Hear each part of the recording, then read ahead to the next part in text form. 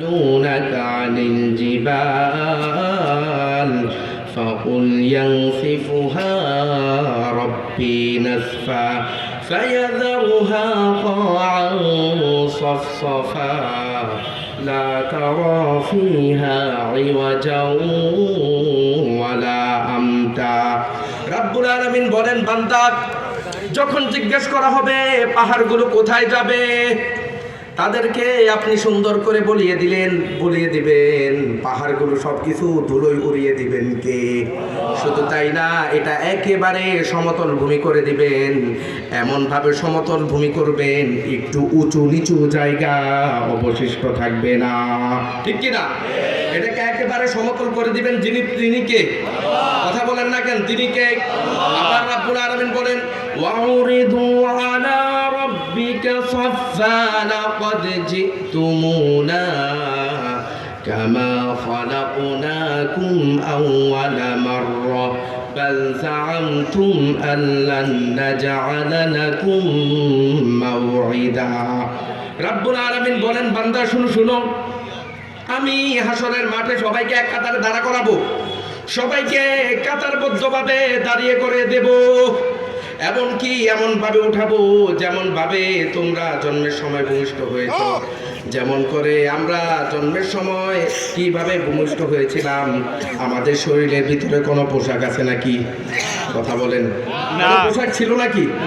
নাকি এটা থেকে আবার অনেকে দলিল নিবে, সাবধান, খবরদার, অনেকে দলিল নিবে আমরা জন্মের সময় আসছি পোশাক ছাড়া, আবার হাসরের মাঠ উঠবো পোশাক ছাড়া, মাঝখানে পোশাক পরার দরকার কি? কত বড় খাদেশ, ঠিক কিনা? আছে না নাই?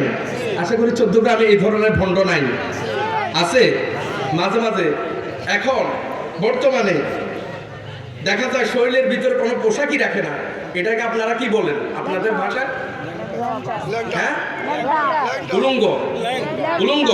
আচ্ছা, ল্যাংটা, সাবধান, এই ল্যাংটা উলঙ্গ যেটাই বলেন, তারা যদি এটাই কাপড়গুলো খুলে দিতে পারে, অনেকে মনে করে তারাই বড় বড় আল্লাহর ওলি। নাউজুবিল্লাহ করবেন না? এগুলো কি আল্লাহর ওলি নাকি চোরাবালি? চোরাবালিতে যদি মানুষ পড়ে আর কি বাঁচতে পারে সহজে? এগুলোর ফাঁদের ভিতরে যারা পড়ে তারা নিজের ঈমানকে হারিয়ে ফেলে, ঠিক কিনা?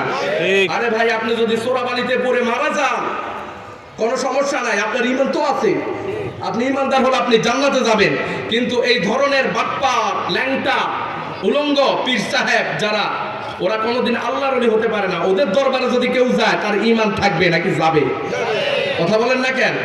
এটা হচ্ছে বাংলাদেশের শ্রেষ্ঠ ডাকাত। আমি আমার ভাষায় ওদেরকে বলি, বাংলাদেশের যদি কোনো শ্রেষ্ঠ ডাকাত থাকে এটা হচ্ছে এই ভণ্ড পীর, ঠিক কিনা? এই ল্যাংটা ভণ্ড যা আছে এগুলা সব হচ্ছে ভণ্ড।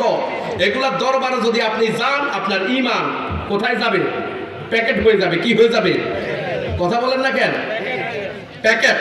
এই জন্য খবরদার, ওদের কাছে যাওয়ার কোনো দরকার।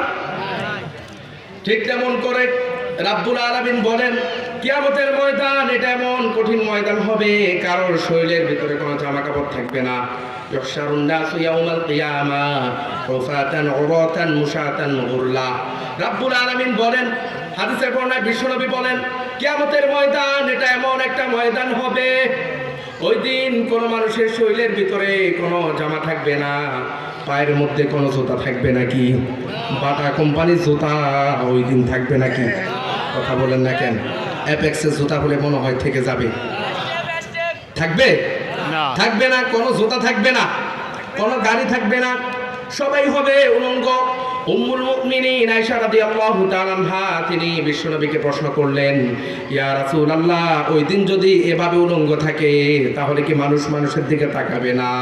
বিশ্বনবী বলেন, ও আয়েশা, এটা এমন কঠিন দিন হবে, ওই দিন মানুষের মাথার ভিতরে তাকানোর মতো হুঁশ থাকবে না, ঠিক কি না?